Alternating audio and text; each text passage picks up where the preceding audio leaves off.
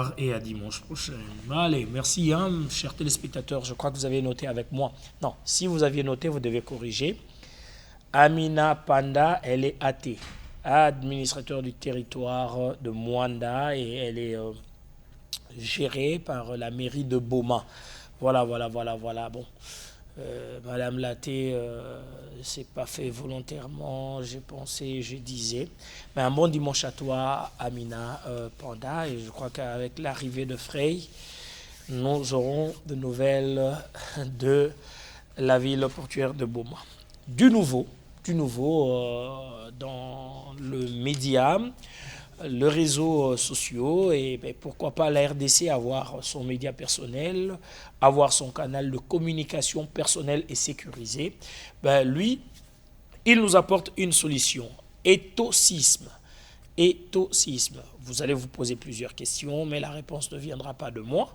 Je me fais votre porte-parole pour lui poser toutes les questions que vous m'aviez posées, que vous continuez à me poser, et lui va répondre. Si vous avez d'autres questions, allez-y directement sur votre compte Facebook pour poser la question. Serge Kaloubi, et vous allez nous poser la question, nous allons lui poser, et lui va répondre. Il s'agit de qui? Il s'agit de Joe Sekimonio, professeur d'université, auteur de plusieurs publications, chercheur en économie, mais c'est un homme profondément socialiste. Il veut le bonheur de tous, il veut le changement et il vient d'innover. Bon dimanche à toi, Joe Sekimonio. Comment ça se fait qu'après toutes ces années, j'ai l'air d'avoir vieilli et toi, tu as rajeuni? Ben voilà, c'est justement le secret. Il faut être congolais, il faut vivre au Congo, il faut aimer le Congo. Non, mais tu l'es. Quand tu vieillis, c'est parce que tu donnes beaucoup plus de ta tête pour les résolutions de questions liées à l'économie et au social. Moi, je donne beaucoup plus de ma tête pour l'épanouissement de la culture, de la paix et du consort. Donc, bon, moi, la paix me ramène à la jeunesse et les équations te ramènent à un coup de pièce. C'est question de continuer à croire à la paix, à l'avenir, à un lendemain meilleur. Alors, José Kimonio, nous vous recevons sur ces plateaux justement pour parler des éthosismes. Éthosisme qui est parti d'une publication, d'un livre que vous avez eu à mettre sur le marché de la lecture, mais aujourd'hui, vous nous amenez éthosisme sous quelle version? Et c'est quoi d'ailleurs éthosisme? Éthosisme, c'est le fruit de recherche de plusieurs années pour dire c'est quoi l'alternative au capitalisme, au socialisme, au communisme. Je dis que c'est dépassé et j'expliquais un nouveau système, une nouvelle politique économique. C'est comme ça qu'on a trouvé le terme sous lequel il fallait appeler ce système. C'est éthosisme. C'est un mot qui n'existe pas. Ethos existe, mais pas éthosisme. Alors, quand les gens vont sur Google, ils cherchent éthosisme, ils vont voir que je suis celui dont certains disent le père de l'éthosisme, le père de cette nouvelle forme de politique économique. Mais maintenant là, on s'est dit, je crois fermement que la RDC doit, comment on appelle ça, coloniser le monde sur le plan surtout économique.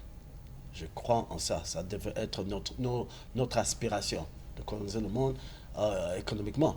Mais pour le faire, il faut avoir certains boucliers au cas où ça se reverse contre nous. On a vu ça avec la Russie, on a vu ça avec la Chine. Les États-Unis savent quelle porte fermer quand ils lancent une guerre économique. Il y a surtout la notion de la souveraineté des données. Aujourd'hui, quand vous venez de lancer, que les gens vous posent des questions sur Facebook, mais vous n'avez pas dit allez sur ma page d'éthosisme pour me poser des questions. Je dis, les Congolais vont sur Facebook pour se parler, pour se communiquer. Mais ça, c'est un danger, c'est une question de sécurité nationale. Tout ce qu'on se dit là-bas, on sait que Facebook est une compagnie américaine. C'est comme ça que les Américains ont voulu stopper TikTok aux États-Unis. Parce qu'ils savent que TikTok, les données sont en Chine. Et avec toutes ces données, on peut se dire, on peut manipuler les Chinois comme les Américains manipulent les autres par Facebook. Et c'est à cette idée qu'on s'est dit, je porte notre casquette d'entrepreneur. Ok. Ce n'est pas notre premier investissement en RDC. On s'est dit, ok, on commence par ethosisme.com. Le plus facile d'expliquer aux gens, c'est pour dire, c'est le Facebook congolais. Le Facebook congolais. On prend le mot, on ramène. Pour expliquer. C'est notre moyen à nous de communiquer en toute sécurité, mais ça provient de la République démocratique du Congo. Alors, José Kimonyo, quels sont les défis que nous pouvons rencontrer? Un, pour le paiement, comment télécharger, comment ça fonctionne, Ethosisme. Le défi qu'on a eu, on veut réaliser, c'est d'avoir, les gens peuvent utiliser Ethosisme de minuit à 6 heures gratuitement. De minuit à 6 heures, on communique gratuitement. Comment? En écrivant? En écrivant, parce que dans l'application, on peut faire des appels audio et vidéo. Okay. On s'est dit comment aider les gens par-dessus, partout le monde, les Congolais partout en RDC, avoir un système de communication 100 mégas. On est en train de se battre pour ça. Deux, il y a le système de paiement. On se dit, on ne veut pas aller sur Orange Money, on ne va pas aller sur MoneyGram. On veut travailler avec des fintechs congolais, des jeunes entrepreneurs congolais, pour créer un système de paiement purement congolais. Ça veut dire quoi? Est-ce qu'on peut créer un écosystème où on peut créer des Congolais riches qui pensent, au lieu de penser le champ, le maïs, ils pensent dans le domaine le plus lucratif du monde, celui de la technologie. C'est ça qu'on incite les jeunes. Par exemple, dans Ethosisme, vous pouvez poster des petits films. Ça veut dire, on se dit, il peut y avoir des cinéastes congolais qui veulent être exposés au monde, surtout le monde congolais, ils peuvent poster. Il y a autre chose qu'il faut dire, Ethosisme, il est congolais, mais il n'est pas fermé seulement aux Congolais. Ça veut dire, c'est ouvert aux citoyens du monde. Mais est-ce qu'on peut être, nous aussi, le centre du monde? C'est ça notre défi. On se dit, à partir du Congo, si on peut conquérir le monde, surtout l'Afrique, avec une application congolaise, ça va aussi inspirer les jeunes pour attaquer le monde sous d'autres formes. Aujourd'hui, on me parlait d'un téléphone congolais. Est-ce qu'on peut avoir un téléphone congolais?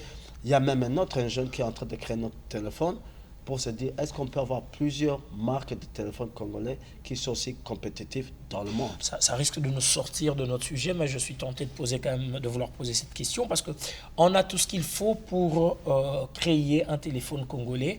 Mais pourquoi nous n'arrivons pas à créer ce téléphone congolais? Et aujourd'hui, Ethosisme vient répondre à toutes ces questions et notamment lancer le go, si pas emboîter le pas, à tout ce que le président de la République vient de mener comme démarche en Chine, parce qu'il y a aussi des échanges technologiques actuellement entre la Chine et le Congo. Je dis c'est l'approche de notre développement. Par exemple, si je veux dire, oui, le président allait en Chine, il a eu des échanges, mais moi je pense que la priorité était de moderniser notre système financier. Et c'est ça notre plus grand problème. C'est comment faire le paiement. Des deux. Même si vous faites un téléphone congolais, comment vous allez le vendre à Kipushi? Ça veut dire qu'on a un problème aussi. La poste doit être redynamisée. Comment faire arriver un téléphone acheté sur Ethosisme, le faire arriver à Boma? Ça veut dire qu'on n'a pas l'écosystème d'une économie moderne. On a le paiement qui fait défaut. Les banques, les crédits, les cartes de crédit ne fonctionnent pas. Les modes de paiement qui sont encore primitifs.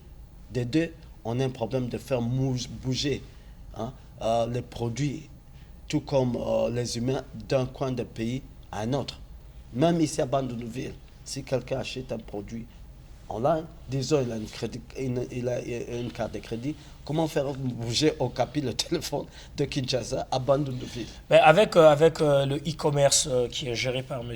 Maya Moulos Boni Maya, avec le e-commerce, on arrive déjà à organiser la vente en RDC, c'est-à-dire vous commandez à Kinshasa, on sait vous livrer à Lubumbashi, mais le plus grand défi reste à atteindre le coin le plus reculé parce que depuis un temps, on a comme l'impression quand nous parlons du Congo, de là où on doit atteindre, de point à atteindre au fait, on ne voit que Kinshasa, Lubumbashi, Mujimai, on reprend à en parler à peine, Kananga, Chikapa, Goma, Bukavu, Kisangani. Mais On oublie que dans les Mahagi aussi, on a besoin de telle chose. Dans les Walungu, on en a besoin. J'irai encore plus loin si on va prendre Kabeya Kamwanga ou encore à Kabimba. On a besoin, on doit organiser. Et avec éthosisme, on pense pouvoir relever le défi pour apporter les réponses à toutes ces questions. Éthosisme, on est en train d'initier un dialogue dans ce sens. Pour se dire, oui, on peut créer un marché qui est virtuel, le e-commerce. Mais le e-commerce vit sur le commerce réel. Je dis, on veut investir, on veut développer, mais on n'a pas encore eu la solution ou le dialogue de comment désenclaver les aspirations des Congolais, désenclaver la RDC. C'est ça le plus gros problème. Tout ce qu'on fait, par exemple, je dis, on doit commencer par la poste. Oui, on peut envoyer un produit disons Kinshasa à Lubumbashi, mais à quel coût? Quand vous voyez le coût d'envoyer le fromage de Goma jusqu'ici, c'est ce qui fait que le prix aussi augmente double de fois. On doit arriver dans ce dialogue que je dis malheureusement qu'on n'a pas pendant les élections. C'est à ce moment-ci qu'on devait avoir des discussions de qu'est-ce que devrait être le Congo et comment on devait financer notre développement. On doit désenclaver les aspirations des Congolais, on doit désenclaver aussi le Congo. Tout ce qu'on fait, le reste, c'est préparer déjà ce qui peut arriver au cas où on y arrive. Parce que le reste, celui qui doit désenclaver la RDC et les aspirations des Congolais, c'est l'État congolais. C'est lui qui devait, par exemple, la grande discussion, c'est est-ce qu'on doit construire des autoroutes? Je dis non, le Congolais n'a pas d'argent pour acheter la voiture. On doit penser à Mboulamataire. On devait penser à construire des chemins de fer. C'est ça, c'est le seul moyen de désenclaver la RDC parce qu'on peut le faire avec la technologie locale. C'est facile à prendre. Les produits peuvent venir localement. Alors, la maintenance peut se faire dans chaque territoire. Ça veut dire on doit enseigner d'abord construire le chemin de fer à des experts dans tout le territoire et déclencher la construction d'un chemin de fer national à partir des territoires. C'est après qu'on peut parler de e-commerce. C'est après qu'on peut parler de comment on peut faire bouger les marchandises de point A à point B. Le reste. Ça ne sera pas retarder l'évolution du monde en RDC parce qu'on s'adapte à la technologie actuelle. Sous d'autres cieux, c'est les e-commerce qui fonctionnent. Mais nous devons encore attendre la construction de chemins de fer. On en a eu de promesses ici en RDC. On a vu de têtes de locomotives arriver, fort malheureusement qui n'ont plus jamais circulé. Et aujourd'hui, on ne sait plus rallier Lubumbashi et Mweneditu. On ne sait plus rallier Lubumbashi avec Kananga en passant par Mweka et consorts. Parce qu'on a reçu de promesses de chemin de fer qui n'existent presque plus. Aujourd'hui, Kitambo Gare Centrale ne peut plus être relié par chemin de fer, alors qu'il y a peu, on se déplaçait par train. C'est beaucoup plus des raisons idéologiques. Idéologiques. Qu'est-ce que le gouvernement a après l'autre à penser comment désenclaver la RDC?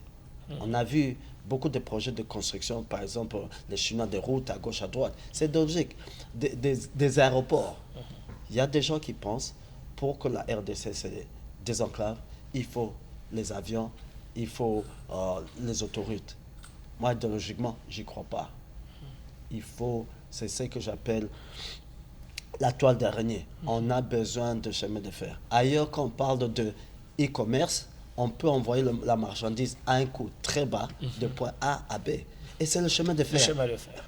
Donc, comme qui dirait, si on ne doit pas rachever parmi les chercheurs, les gens qu'on prétend qu'ils ont découvert la RDC et si pas l'embouchure, alors que le Congo existait depuis, sans le chemin de fer, le Congo ne vaut pas un penny. C'est ça. Et c'est la vérité. C'est pas pour rien que malgré tout, on a construit un chemin de fer qui va du Katanga jusqu'en Angola au port. Ouais. Pourquoi on ne met pas le cuivre dans l'avion? C'est le moyen le moins cher, plus rapide, le plus facile. Okay. Il y a le chemin de fer qui est maintenu. Maintenant, il paraît que l'Angola construit un nouveau chemin de fer, pas pour l'Angola, mais pour aller encore au Katanga. Parce qu'ils ont compris Eux, ils comprennent qu'est-ce qu'il faut pour développer, désenclaver la RDC. Mais eux, ils désenclavent le point qui leur est bénéfique. Nous, on doit comprendre ça et le faire à l'intérieur. Et ça n'a que... c'est idéologique. Comment développer la RDC? José Kimonyo, qu'est-ce que vous venez faire en République démocratique du Congo? Je viens, premièrement, ma mission depuis longtemps, c'est un peu vous narguer les consciences des Congolais, parce qu'on doit élever la qualité du dialogue national. J'attaque les gens des médias pour dire, vous posez des questions au lieu des problèmes. On a 6 mois des élections. 6 mois d'élections, on a 2 camps qui s'aboient. Personne ne parle de résolution, personne ne justifie. Pourquoi, par exemple, le président aurait un second mandat. Et les autres ne disent pas pourquoi pas, ils ne devraient pas, et nous donner des solutions de leur vision. On a ces points qui est un danger pour la nation. On parle de... on veut des élections crédibles, mais on ne parle pas de pertinence. Ça veut dire qu'on peut avoir des élections qui sont tellement crédibles, mais qui n'ont pas de pertinence sur la vie des Congolais. On peut avoir des élections, oui, tout le monde a voté la personne qu'il faut, mais on ne sait pas pourquoi on a voté. Et quand il est au pouvoir, il peut tout faire parce qu'il n'y a pas de contrats sociaux, politiques. On l'a voté parce que c'est la personne qu'il faut. Mais pourquoi? Parce que c'est la personne qu'il faut. Et comment définir la personne qu'il faut? Allez-y, comment on le définit? Pertinence, ça veut dire il doit être... on ne doit pas voter la personne qu'il faut. On doit voter un projet qu'il faut pour le développement d'une district. On ne vote pas la personne. On devait voter plutôt sa vision. Ouais. Et c'est ça qui nous fait défaut, sans qu'on parle de vision, sans qu'on parle de pertinence. Moi, les élections crédibles, même aux États-Unis, Donald Trump continue à dire Biden a volé. Mais parce que les élections étaient pertinentes. On a comme l'impression que ça courait le monde, quoi, avec sa lettre, maintenant qu'il quittait une arguidité consciente. C'était pas crédible. Ici en RDC, on entend parler ça et là. 4 ans, 5 ans bientôt, on réclame une victoire imaginaire et tout. Bon. Et pour vous dire, si la victoire était réelle, la personne, parlant de la personne Fayoulou, je dis, en tant que citoyen congolais, analyse, je dis, si Fayoulou était au pouvoir aujourd'hui, il y a beaucoup de doutes qu'il aurait fait mieux que Tshisekedi. Pourquoi? Parce qu'en tant qu'opposant, il ne nous a pas montré qu'il était le meilleur de lui. Contre-mesure.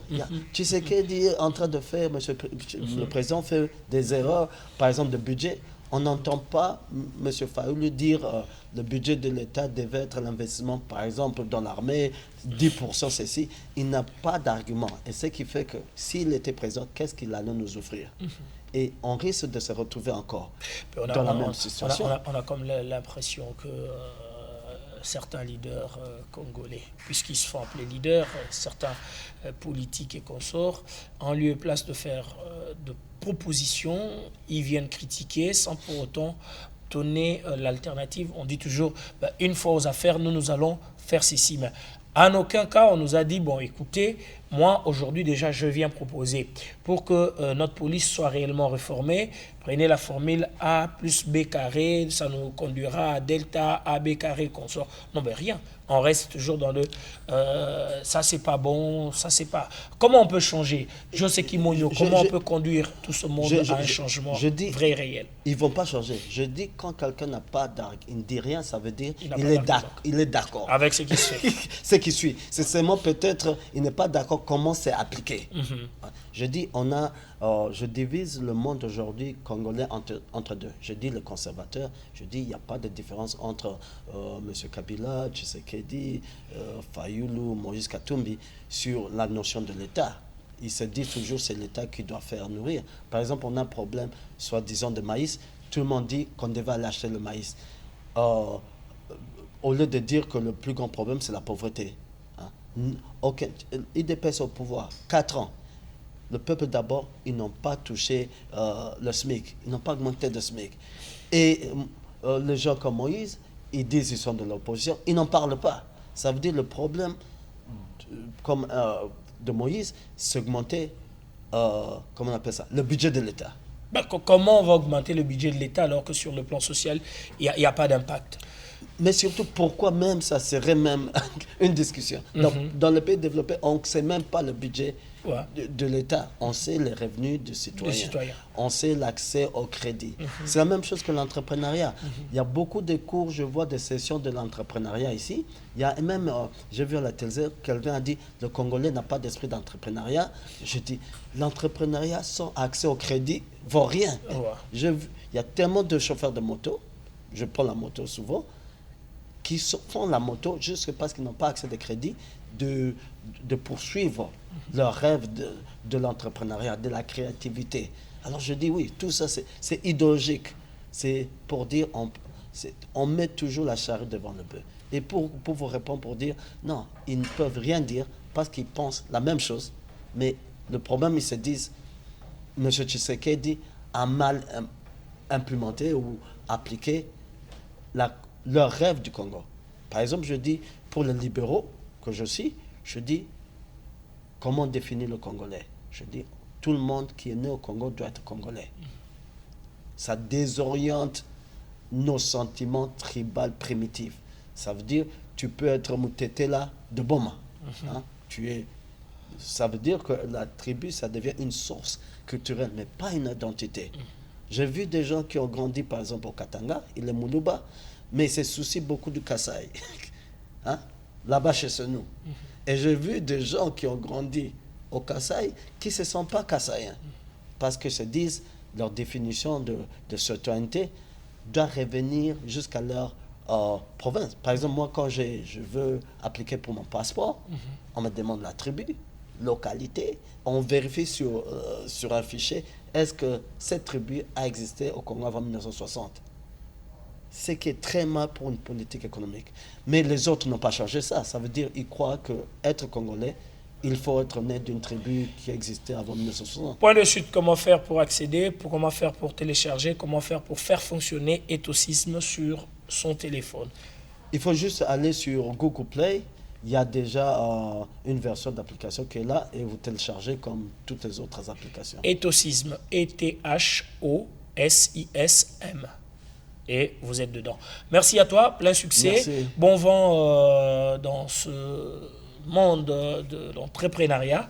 Et nous espérons que vite, tu vas revenir dans le monde médiatique pour enfin faire vivre ta chaîne de télévision qui continue à déranger tes pensées. Ça fait 3 ans. C'est des cauchemars. Nous espérons que tu finiras par avoir une solution. Je pense que malgré que ça bloque, ça fait 3 ans, c'est pour aussi montrer aux Congolais aussi l'esprit d'entrepreneuriat. Il faut toujours, quand une porte ferme, il y a toujours d'autres solutions. Il y a d'autres. Oui, la chaîne va arriver un jour ou un autre, mais ça ne stoppe pas la vie.